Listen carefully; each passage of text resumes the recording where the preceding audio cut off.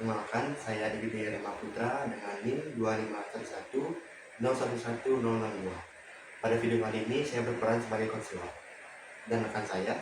Perkenalkan, nama saya Gusti Eko Manggana Putri dengan NIM 251111017. Dalam video kali ini saya berperan sebagai konseling. Valen merupakan siswi SMA. Pada masa awal SMA, tepatnya pada kelas 10, ia dikenal dengan percaya diri, aktif, baik itu dalam pembelajaran di kelas maupun pembelajaran di luar kelas. Semangatnya mencerminkan sosok remaja yang penuh harapan dan cita-cita. Namun, pada saat menginjak kelas 12, Valen mengalami sedikit perubahan. Ia menjadi pendiam dan jarang berpartisipasi dalam diskusi kelas. Tatapannya sering kosong, sedih, dan jarang berpartisipasi saat diskusi kelompok. Pikiran ini tentang dia akan melanjutkan kuliah atau langsung bekerja setelah lulus SMA. Terlebih lagi, Valen merupakan siswi yang berasal dari keluarga dengan ekonomi menengah ke bawah. Pikiran ini seolah-olah membuatnya menarik diri, menyimpan semua bebannya sendiri, dan juga kehilangan kepercayaan diri yang dia bangun dari masa awal SMA. Permisi Pak.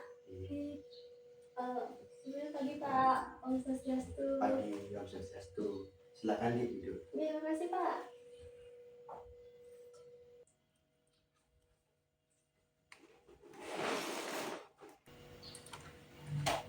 Adik deh Valen ya? Iya Pak, kok Bapak bisa tahu? Kebetulan Bapak menjadi guru BK di kelas 12 khususnya. Jadi Bapak akan lebih tahu lah mana siswi Bapak.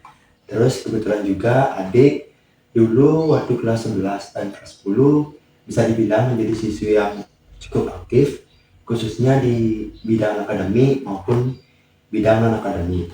Iya Pak. Sebelumnya adik ada keperluan apa nih ke sini, ke ruang BK khususnya? Sebelumnya saya ada sedikit masalah Pak. Jadinya saya itu ke ruangan Bapak untuk melakukan sesi konseling. Apakah Bapak ada waktu? Bapak bersedia adik. Sebelumnya terima kasih adik sudah mau datang ke ruang BK hari ini untuk melakukan sesi konseling dengan Bapak. Iya Pak. Sebelum itu Bapak yang menyampaikan terlebih dahulu bahwasanya semua yang disampaikan ataupun ceritakan pada sesi konseling hari ini bersifat rahasia. Jadi Bapak tidak akan menyampaikannya kepada siapapun atau orang lain tanpa seizin adik sendiri, kecuali memang untuk keselamatan adik yang memang betul-betul urgent. Apakah adik bersedia dan merasa aman untuk cerita pada sesi konseling hari ini? Iya Pak, saya bersedia. Baik. Sebelum itu Bapak juga ingin menegaskan bahwasanya kehadiran adik di sini bukan karena paksaan Jadi adik punya kredit penuh atas apa yang ingin adik sampaikan ataupun ceritakan pada sesi konseling hari ini. Iya Pak. Jika memang ada hal ataupun yang membuat adik tidak nyaman atau kurang berkenan, adik bisa kok sampaikan kapan saja, tentunya pada sesi konseling hari ini. Iya Pak. Baik. Sebelumnya Bapak lihat dari cara duduk adik sendiri, terus muka adik sendiri, sepertinya adik sedang mengalami ataupun memendam banyak hal ya. Tidak apa-apa. Di ruang BK ini ataupun pada sesi konseling hari ini, adik tidak perlu terkeluar. Adik bisa kok membicarakannya pelan-pelan dari awal hingga akhir sesi konseling ini. Mungkin agar kita lebih rileks dalam menyampaikan ataupun dalam sesi konseling ini, agar adik lebih nyaman, sedikit nyaman dalam menyampaikan ceritanya, mungkin kita akan melakukan sedikit refleksi agar tidak tegang tentunya ya. Adik bisa ikuti Bapak ya. Mungkin badannya lebih tegak. Tarik nafas sedikit. Tahan. Hembuskan lewat mulut pelan-pelan. Ulang ini sekali. Tarik nafas. Tahan. Hembuskan. Apakah adik sudah sedikit lebih tenang? Sudah Pak. Sudah nyaman dan bersedia menyampaikan cerita pada sesi konseling hari ini? Ini Pak, saya bersedia. Baik. Mungkin coba diceritakan perasaan bagaimana dan apa yang sering muncul belakangan ini dari pikiran adik sendiri. Jadi Pak, sebenarnya ada hal yang sangat mengganggu pikiran saya belakangan ini Pak. Terkait nanti ketika saya lulus sekolah itu, apakah saya melanjutkan ke perguruan tinggi atau saya lebih memilih untuk bekerja saja Pak. Dan itu sangat mengganggu saya akhir-akhir ini. Gitu. Ya, berarti pikiran yang sering muncul ataupun yang dirasakan saat ini tentang bagaimana dia akan melanjutkan setelah lulus SMA ini, ingin berkuliah atau bekerja nih. Iya Bapak, sebenarnya Valen itu sangat ingin melanjutkan ke perguruan tinggi. Tapi setelah melihat kondisi keluarga Pak ya, yang bisa dibilang itu di rumah itu pas-pasan. Jadi buat saya berpikir ini bisa lanjut kuliah atau tidak Pak, gitu. Dari yang Valen jelaskan tadi, Bapak paham. Di satu sisi, Valen punya keinginan kuat untuk berkuliah di perguruan tinggi. Tapi di sisi lain, Valen merasa terbebani tentunya dengan kondisi ekonomi keluarga Valen tentunya ya. Iya Pak, kadang bahkan Valen itu sering merasa bersalah setiap kali memikirkan tentang kuliah Pak. Tadi Bapak dengar, Valen sering merasa bersalah. Mungkin perasaan bersalah seperti apa yang adik rasakan? Valen sering merasa bersalah Pak, karena kondisi keluarga di rumah itu pas-pasan kan Pak. Ayah saya itu bekerja sebagai buruh harian, sedangkan ibu itu tidak punya pekerjaan tetap. Bahkan kadang Valen itu melihat ibu jadi buruh cuci, kadang tukang setrika gitu, dan itu gajinya itu tidak tetap Pak. Bahkan kadang tidak ada pemasukan sama sekali. Bapak paham dek. Tapi perasaan bersalah itu wajar. Itu menunjukkan bahwasanya adik sendiri merupakan anak yang peduli dan peka tentunya terhadap kondisi ekonomi keluarga adik sendiri. Tapi sepertinya perasaan bersalah itu membuat kamu menjadi tekanan yang besar tentunya bagi diri kamu sendiri.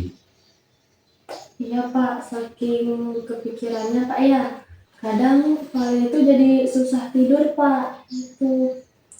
Ketika adik overthinking ataupun memikirkan sesuatu, biasanya pikiran seperti apa yang sering muncul di pikiran adik sendiri? Kalau Valen sih sering merasa takut Pak ya, karena kalau dipikir-pikir, kalau Valen lanjut kuliah nanti malah jadi beban orang tua Pak. Tapi kalau lanjut langsung kerja juga, Valen takut masa depan Valen malah jadi mentok Pak.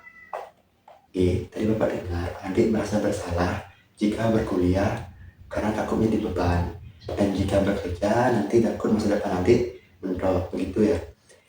Berarti adik seperti berada di dua pilihan yang sama, yaitu sama-sama menakutkan dan sama-sama berat tentunya. Iya Pak.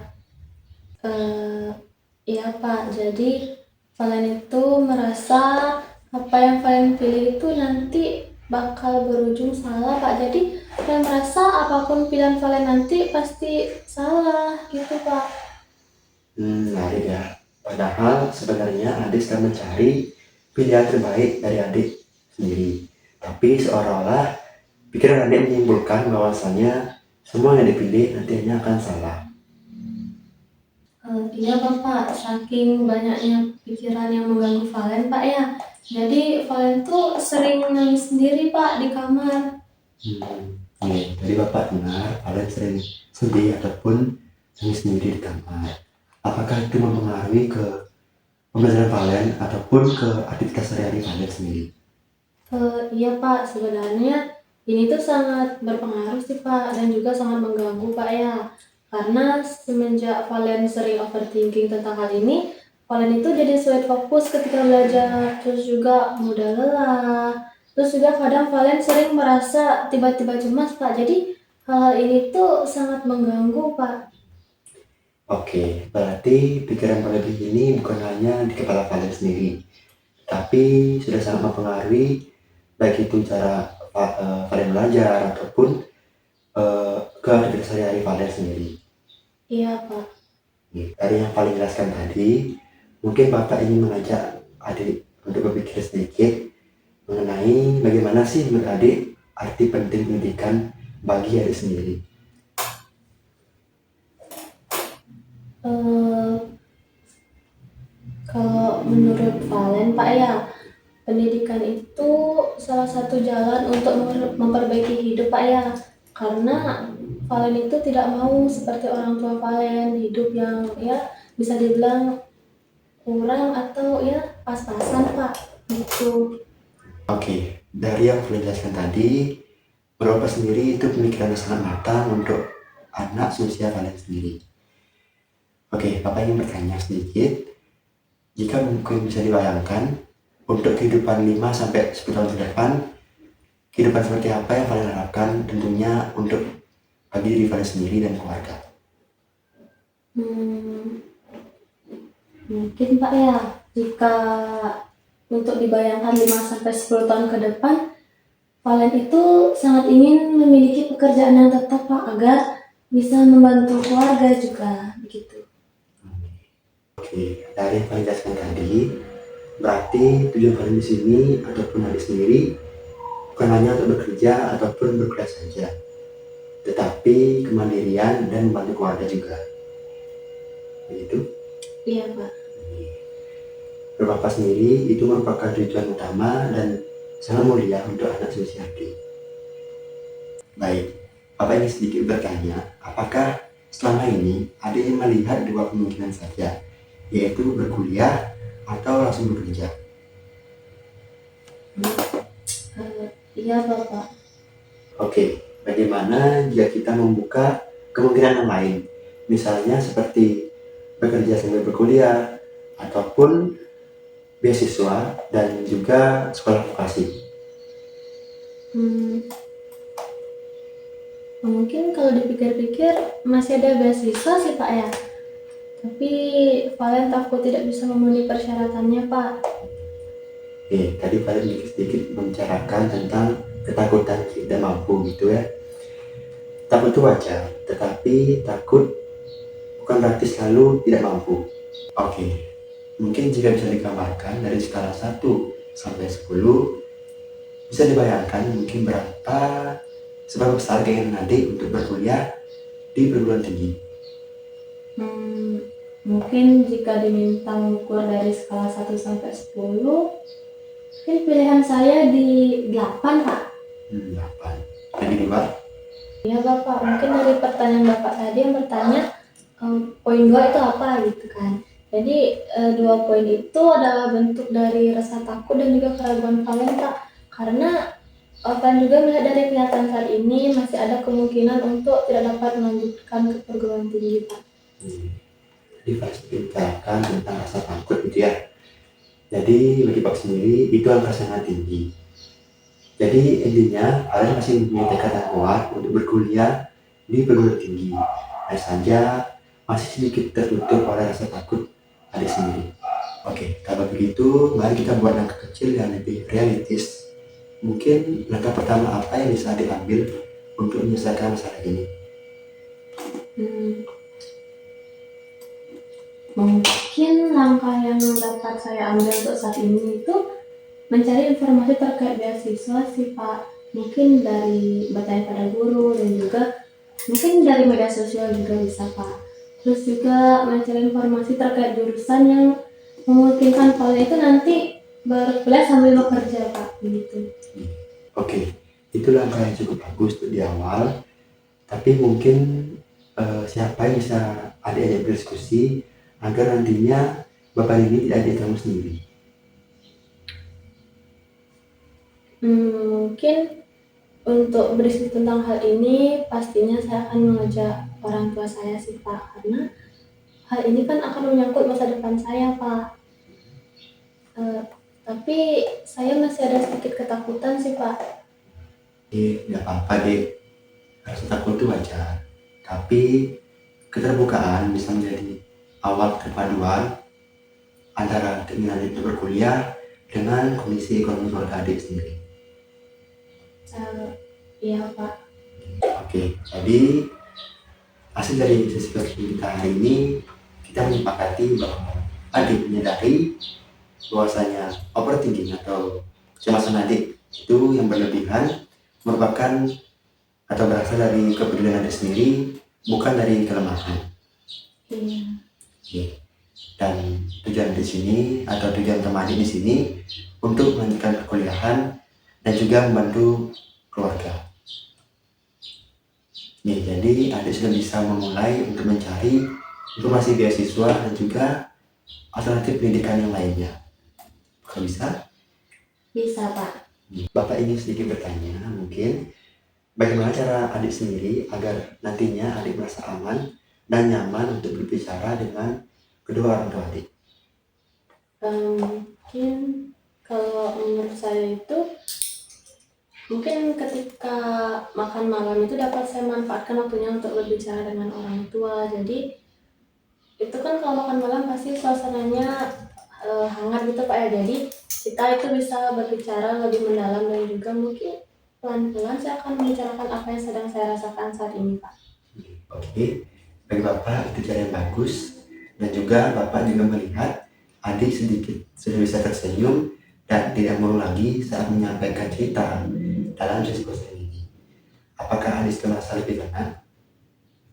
Untuk saat ini saya sangat merasa tenang Pak ya, dan juga setelah berkonseling dengan Bapak saya merasa lebih tahu langkah apa yang akan saya ambil nanti ke depannya. Jadi yang awalnya saya merasa takut, overthinking, tapi setelah bercerita dengan Bapak itu saya jadi tahu, oh harusnya saya begini, harusnya saya begitu.